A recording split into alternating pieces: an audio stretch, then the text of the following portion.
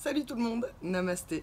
Alors aujourd'hui, je vous fais une petite vidéo pour vous parler de ma formation d'Iyengar parce que je ne sais pas si vous savez, ceux qui me suivent sur Insta ou sur Facebook, vous devez être au courant. En fait, il y a un an, j'ai commencé une formation d'Iyengar. Donc pour ceux qui ne savent pas ce que j'ai fait avant, je vous invite à regarder mon autre vidéo qui explique comment je me suis formée à être professeur de yoga, le type de yoga que j'ai fait par le passé et ce que je fais maintenant.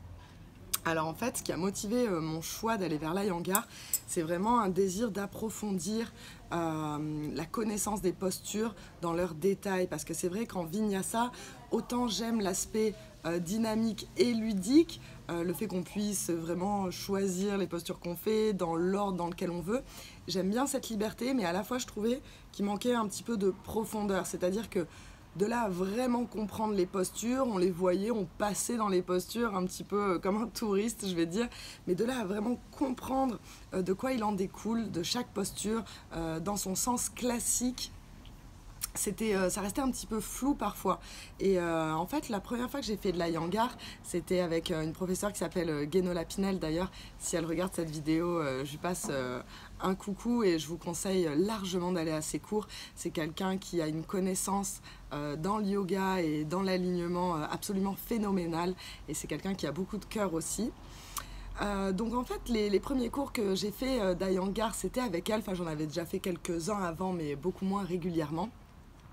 Et j'ai été vraiment touchée en fait par la connaissance qui découlait de ce yoga-là. Contrairement à d'autres yogas, je sentais que derrière, c'était pas juste un dynamisme, on passe de posture en posture.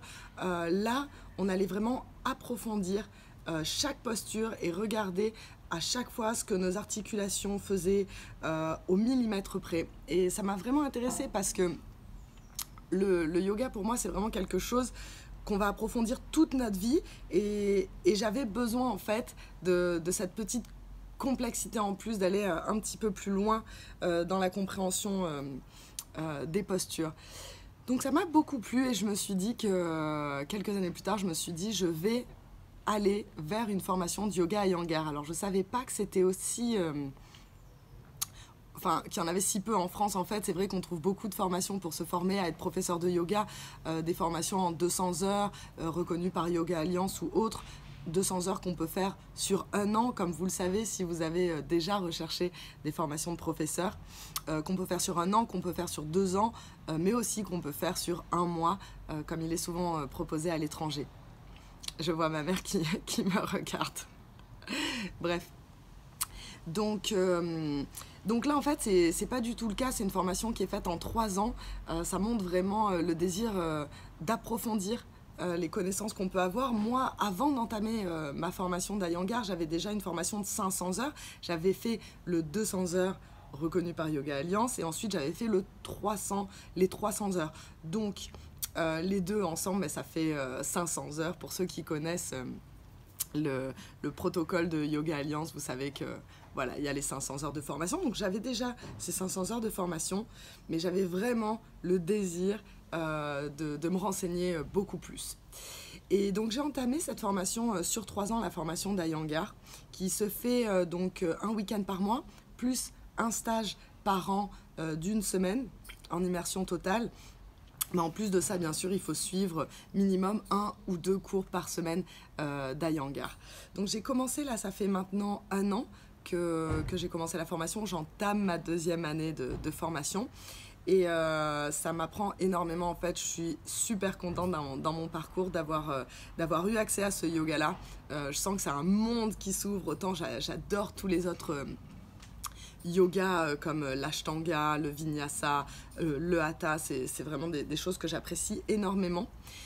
Mais avec l'Iyengar, j'ai trouvé une profondeur que j'ai jamais trouvée dans aucun autre yoga et une connaissance, un désir je ne saurais pas vraiment comment l'expliquer, mais allez à un cours d'Iyengar et vous allez vite vous rendre compte de quoi je parle. Voilà, donc j'ai commencé ma formation à Marseille l'année dernière et ça n'a pas été facile parce que ça demande énormément de rigueur. La rigueur, c'est... On a tous des défauts, on a tous des qualités, mais on peut dire que la minutie et la rigueur ne font pas partie de mes qualités premières.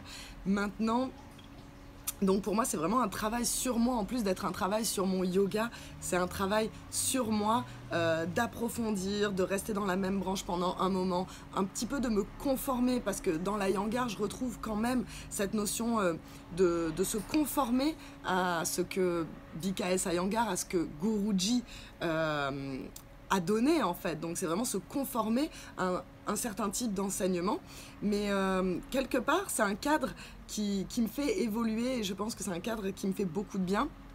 Et c'est sûr que mes connaissances sur le yoga depuis ont vraiment évolué, donc je suis très contente de ma formation. Il me reste encore 2 ans, donc vous voyez, c'est que le début d'un certain côté, et déjà tous les bienfaits que j'ai pu en retirer sur ma pratique, mais aussi qui vont découler dans mon enseignement, sont absolument énormes. Donc j'ai vraiment hâte de vous en dire plus, et je vous tiendrai au courant de comment ma formation se passe. Je vous souhaite une excellente journée et je vous retrouve très bientôt pour de nouvelles vidéos. Namasté.